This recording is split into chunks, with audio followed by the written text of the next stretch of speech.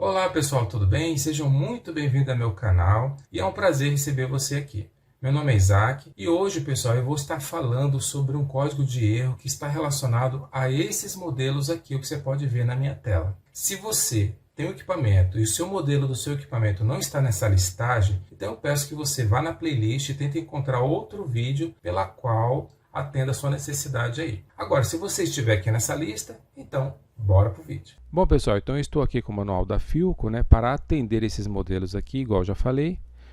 E aqui embaixo nós temos o código de erro E6, mau funcionamento do motor ventilador interno. Então, vamos falar um pouco sobre isso.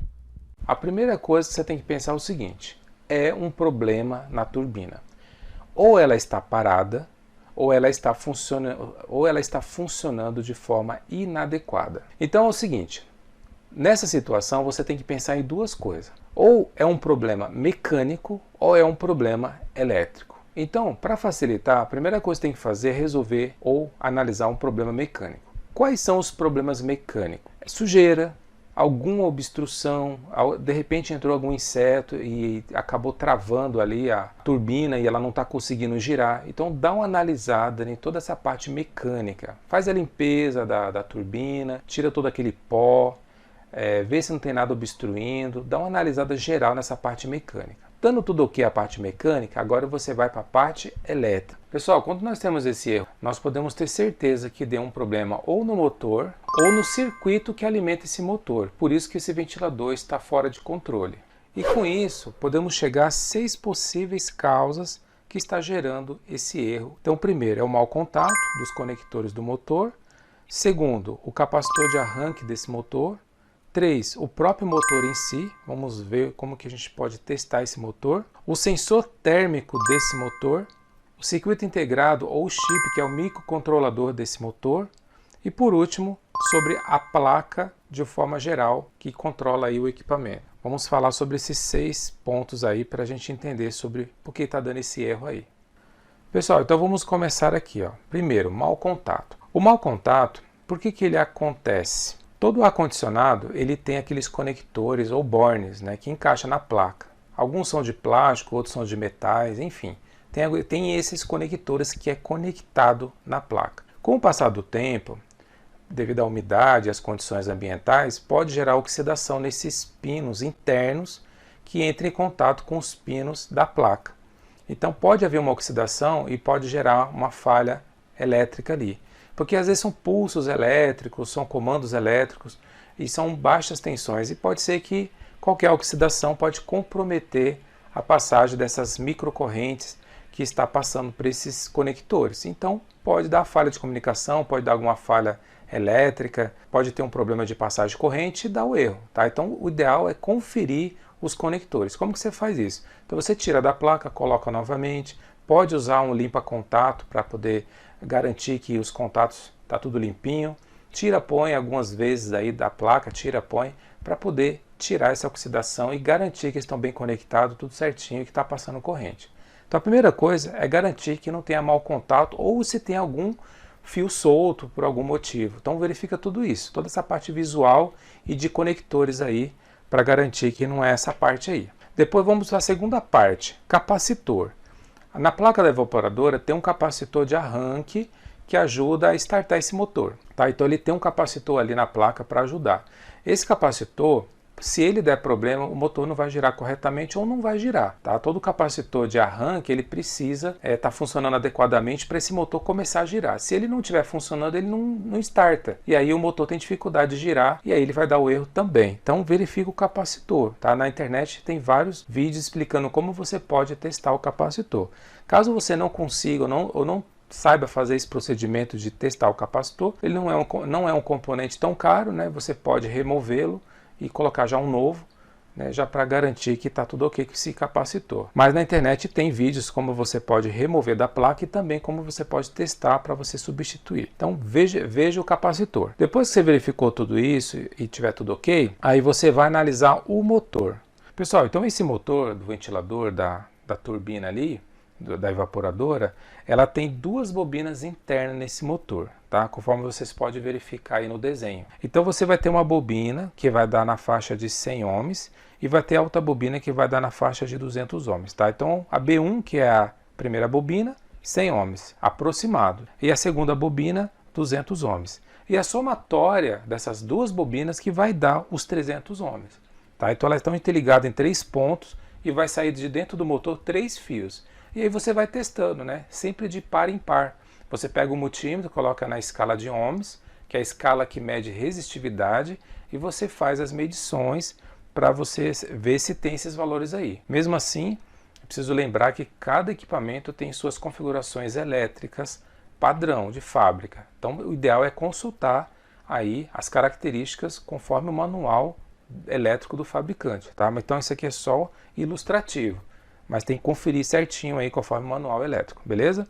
Então você vai ter uma bobina uma resistência menor, você vai ter uma outra bobina uma resistência intermediária e você vai ter a somatória de todos que vai ter a resistência final.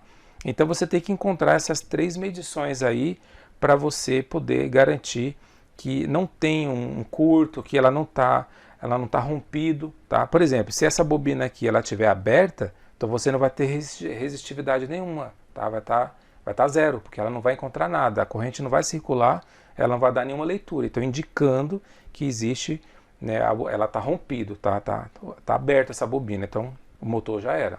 E se der uma resistência muito fora do que está estabelecido, então significa que está tendo algum ponto de curto. Ela funciona, ela passa a corrente, mas pelo curto ela alterou a resistividade, e aí ela também fica comprometida. Ela pode até girar, mas às vezes ela gira de forma com velocidade errada, ou às vezes nem gira, ela pode ficar vibrando, então enfim, ela deu defeito. Então nesse caso aqui, se tiver um problema nessas bobinas aqui, o motor está condenado, aí tem que trocar o motor. Agora, vamos fazer de conta que está tudo ok essas bobinas, e o motor está tudo funcionando, está tudo ok.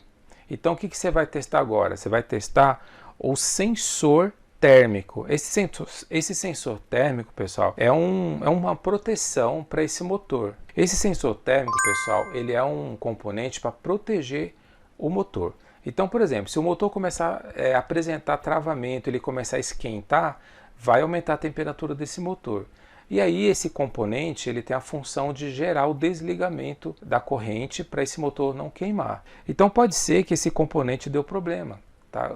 Às vezes tem uns que eles voltam, né? Tem outros não. Tem alguns componentes que ele esquenta, ele rompe para proteger o motor e aí fica estragado mesmo. Você tem que trocar esse componente, tá? Ele abre e não fecha mais. Porque tem alguns que são dilatadores, então ele aciona o circuito e desaciona, tipo um ferro elétrico. Às vezes liga, desliga, conforme a dilatação térmica. Então ele fecha contato, abre o contato conforme essa dilatação térmica dentro do sensor. Tem alguns que não, tá? Uma vez aquecendo ele se rompe e aí ele não liga mais, tá? Então acabou.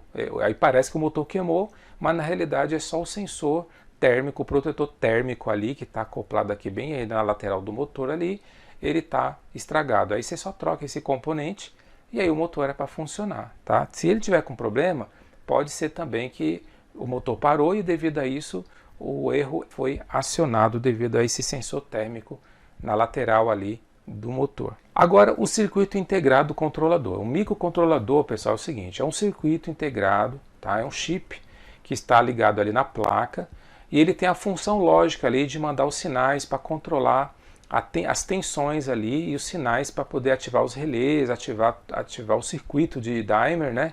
Que é o circuito controlador de tensão para poder gerar as tensões certas para esse motor girar certinho nas velocidades corretas, de forma bem adequada, suave, sem vibrações. Então tem um circuito que controla todas essas velocidades. Então tem um microcontrolador ali na placa que está responsável de controlar isso. Então o que você pode fazer? Você pode pegar o manual elétrico da placa e medir as tensões nos pinos desse controlador.